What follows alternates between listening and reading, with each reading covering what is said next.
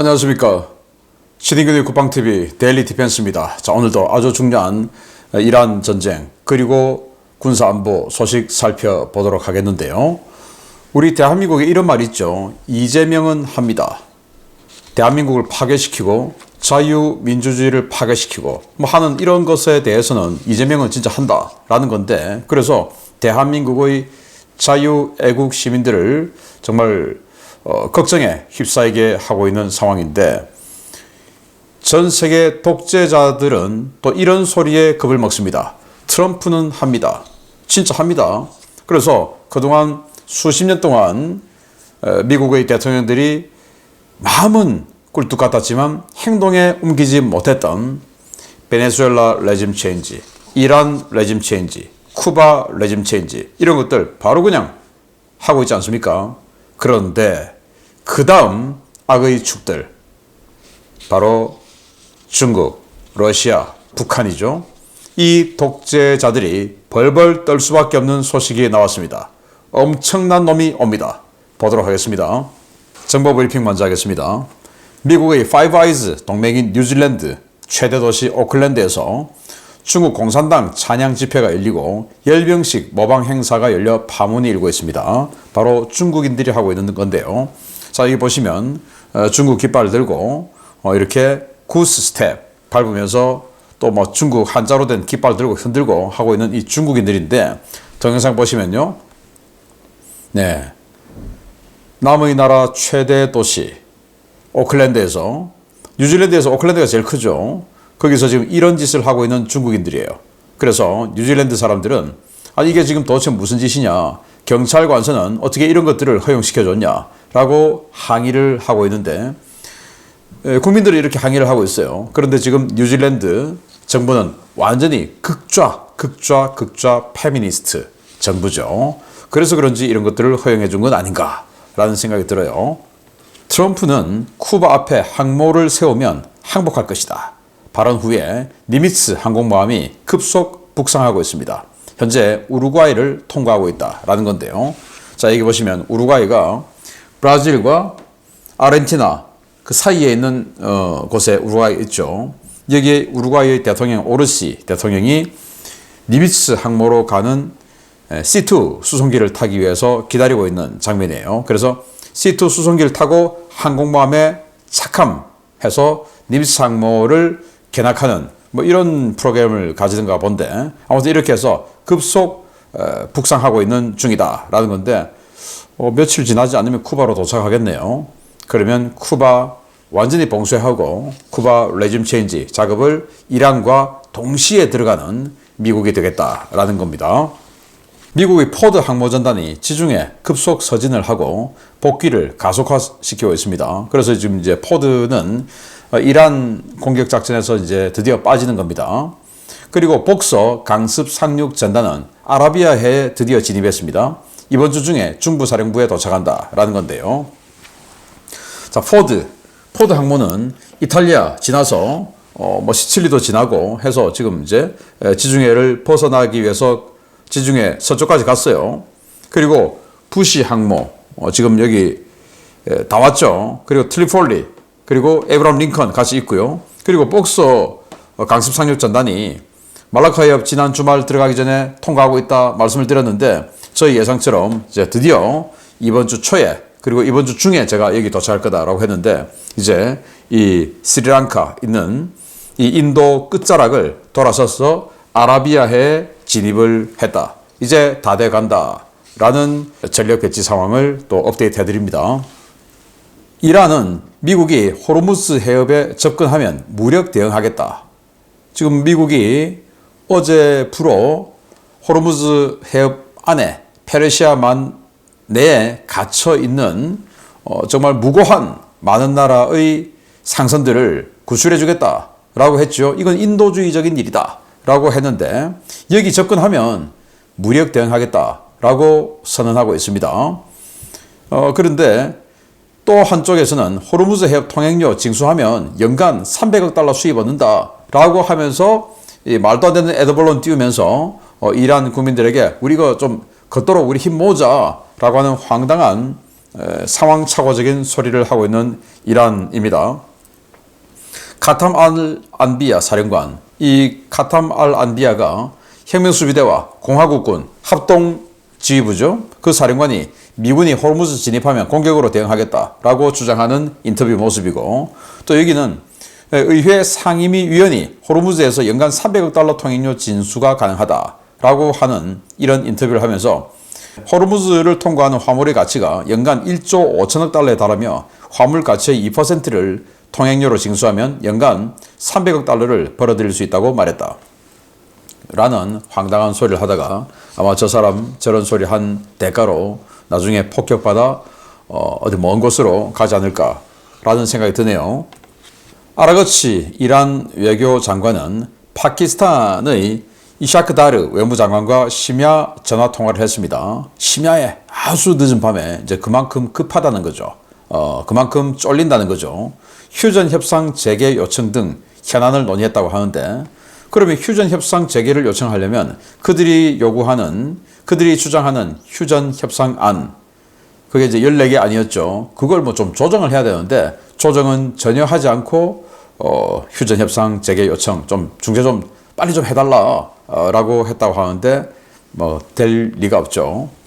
이스라엘은 하마스 무장 해제 집행을 위해서 군사행동 재개를 검토한다라는 건데, 지금 레바논의 헤즈볼라 때리고 있고, 그리고 이란 공격 지금 다시 2차전 초읽기에 들어가 있는데, 그리고 또 하마스 무장 해제 위해서 가자지구를 또 때리겠다라는 건데, 하마스는 협상으로 해결하자. 그런데 이 하마스는 진작에 그 휴전 협상 종전 협상 안에 하마스의 무장 해제가 들어 있었죠. 그런데 지금까지 무장 해제하지 않고 이 가자지구 내에 있는 팔레스타인 여러 가문들 완전히 다 때려잡고 다시 무력을 회복하고 있으니까 이스라엘이 이거 가만두면 안 되겠다라는 생각을 한 것 같습니다. 그래서 미국의 계획을 거부하며 정치적 해결책을 요구하고 있다. 뭐 이런 상황인데 이스라엘이 무력으로 해결하겠다라는 거예요. 파이낸셜 타임스가 보도했습니다. 이 사실이 맞다면 뭐 굉장히 좀 뭔가 자유민주주의 측면에서는 좀 진전이 된 상황인데, 푸틴이 스파이더웹 작전, 그러니까 우크라이나 특수부대가 러시아의 공군기지 주변에서 그 민간 컨테이너 트럭을 대놓고 그 컨테이너 트럭에서 쫙 컨테이너가 열리면서 드론이 날아올라서 아주 내륙 깊은 곳에 있는 러시아 공군기지를 폭격했죠.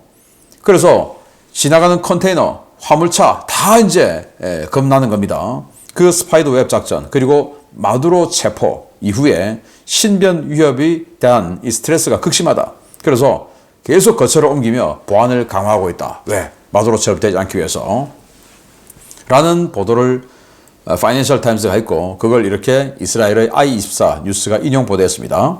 러시아 푸틴 암살 우려 속에 경호 강화하고 있다. 유럽 정보 소식통들에 따르면 크렘린 내부에서 드론 공격과 쿠데타 시도에 대한 우려가 급격히 고조되고 있다고 한다. 라는 보도를 했는데, 네, 이 보도가 사실이기를 희망해 봅니다. 핀란드 총리가 젤렌스키 우크라이나 대통령의 영공 침범, 드론이 자꾸 핀란드 영공을 침범하는데 용납할 수 없다라는 경고를 했고, 이게 지금 무슨 말이냐 하면은 현재 아르메니아에서 유럽 정치협의체 회의를 하기 때문에 유럽의 여러 정치 지도자들이 아르메니아로 다 가 있는 거예요. 여기에서 핀란드 총리와 젤렌스키 우크라이나 대통령이 회동을 했는데, 여기에서 핀란드 총리가 아니 왜 지금 자꾸 드론이 우리 영토로 날아들어오냐. 최근에 우크라이나 드론 2대가 5월 3일입니다. 5월 3일 우크라이나 드론 2대가 핀란드 영토로 간 거예요.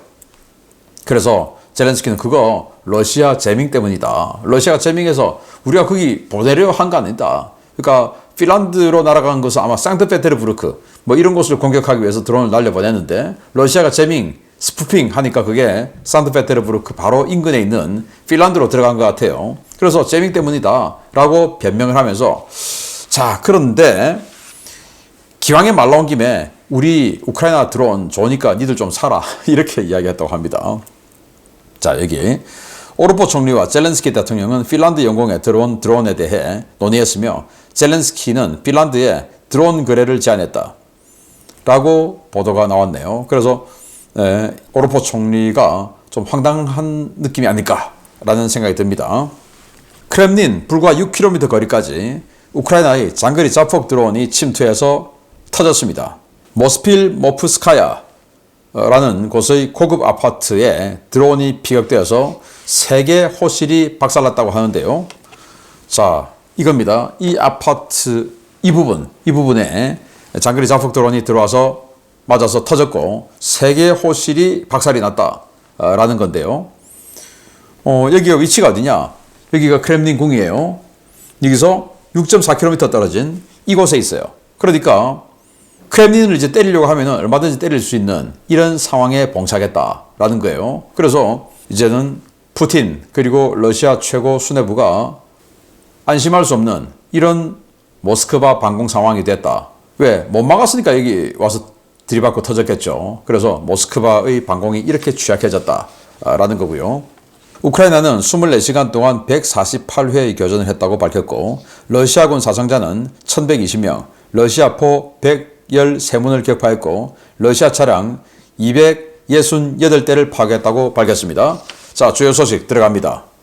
도널드 트럼프 미국 대통령이 이란의 다음 차례가 쿠바가 될 것이라고 공언하고 나선 가운데 미국이 쿠바 다음 차례를 겨냥한 충격적인 성능의 신형 핵무기 개발에 나섰습니다.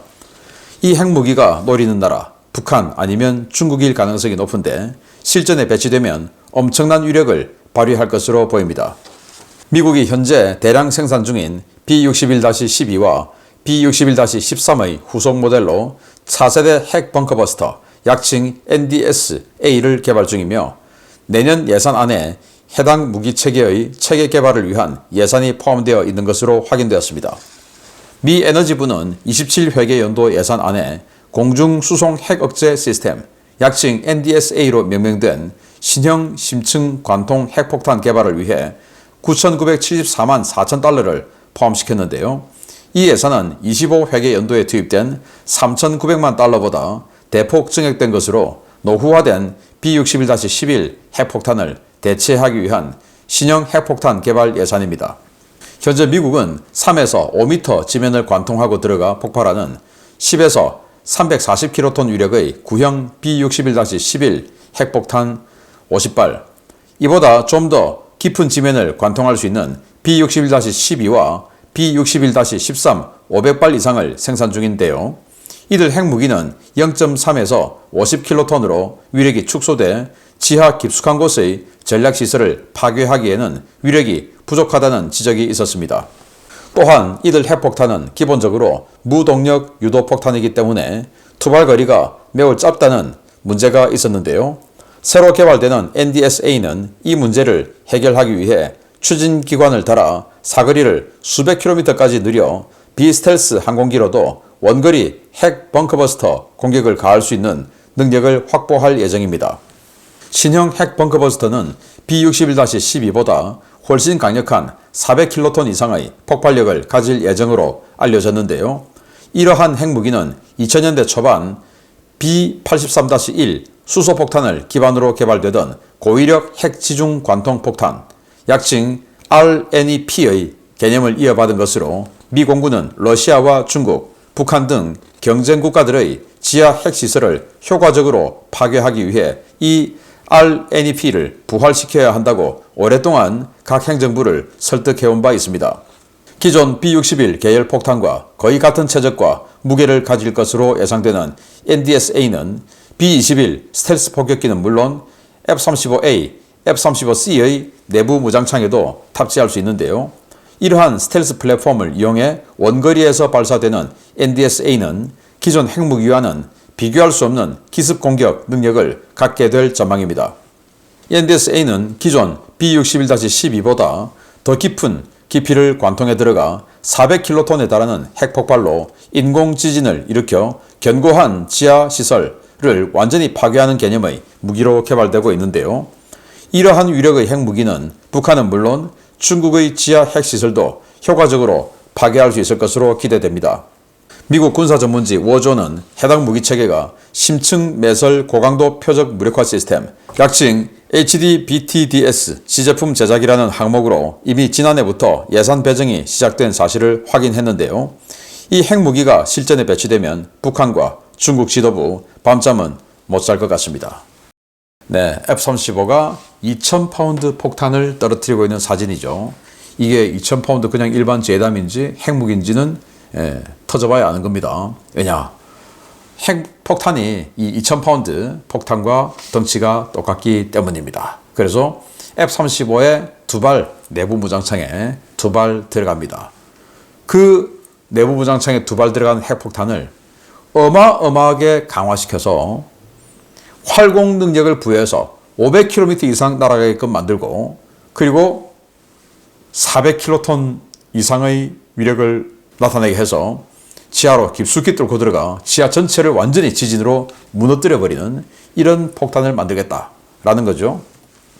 그래서 관련해서 또 워존이 보도했는데요. 신형 핵 벙커버스터 폭탄 설계안을 공개했다.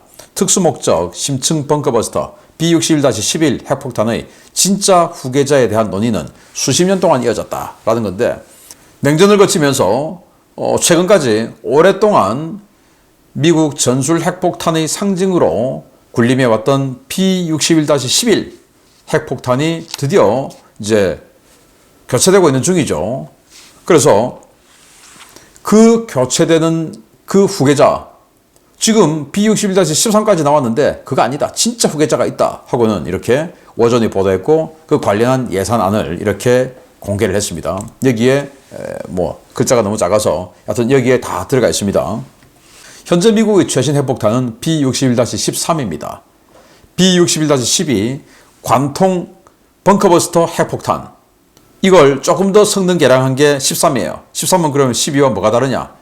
정확도가 좀 개량됐다라는 거예요. 그러니까 뭐 B61-12와 위력은 거의 똑같다라는 거예요. 그러니까 12, 13 이 얘들은 B61-11의 진정한 후계자가 아니다. 진짜는 지금 개발하고 있는 이놈이다 라는 거예요. 그러면 뭘 가지고 모티브로 해서 만들었냐? 2005년 아들 부시 대통령 시절에 럼스펠드 국방장관이라는 사람이 있어요. 그때 이제 전쟁 자금 되느라고 미국의 각종 신무기 개발 사업 완전히 다 날려버렸던 그런 사람인데 그 럼스펠드 국방장관이 날려버렸던 RNEP 고위력 벙커버스터 이걸 이제 바탕으로 그래 이런 거 있었잖아. 그때는 이건 너무 세다 하고 폐기를 시켰는데 이걸 다시 되살리자 라고 해서 되살렸다라는 겁니다. 그래서 이 RNEP는 뭘 바탕으로 만들었냐? B-83 수소폭탄을 바탕으로 만들었다. 수소폭탄에서 이제 부스팅을 하죠. 그 부스팅 과정을 하나 빼서 위력을 조금 축소시켜서 만들었는데 그걸 가지고 F-35 탑재할 수 있도록 만들자라는 아이디어인데 이게 지금 이제 시제품을 만들고 있으니까 금방 되겠죠. 지하 핵폭발. 왜 그럼 이런 걸 만드냐? 일단 이란을 작년에 때리고 보니까 이란의 이 핵시설 그리고 각종 뭐 지도부의 지하 벙커 이런 것들이 너무 깊숙이 있더라. 그래서 재래식 폭탄으로는 한계가 있다. 안 되더라. 그래서 뭐 때린데 또 때리는 그 전술을 지금 하고 있지 않습니까? 그런데 그러면 지금 뭐 재래식 폭탄으로 때린데 또 때리고 하는데 이게 만약에 이란이 아니고 중국이나 북한 같은 화강암으로 이루어져 있고 더 깊은 이런 곳에 있는 벙커 이건 어떻게 할 거냐? 때리되 또 때려서 할 수 있냐? 안 된다는 겁니다. 그러면 B61-12 핵폭탄으로 할 수 있냐? 그것도 어렵겠다 라는 판단을 한 겁니다.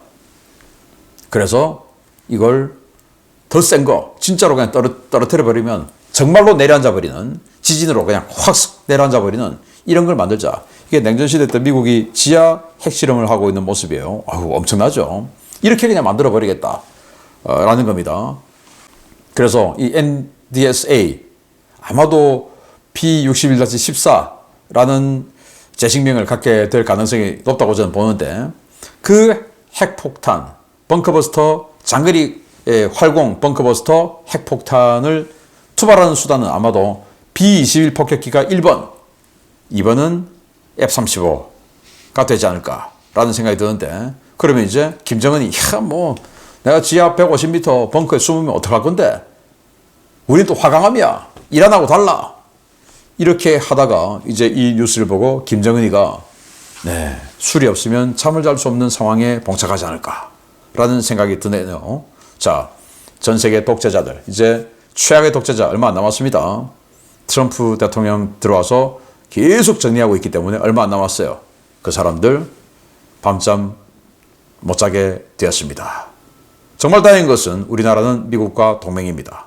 그런데 그 미국과 동맹을 청산하려고 스텝을 밟고 있는 희한한 사람이 대한민국 정권을 잡고 있죠. 국민들 정신 차려야 됩니다. 마치겠습니다. 감사합니다.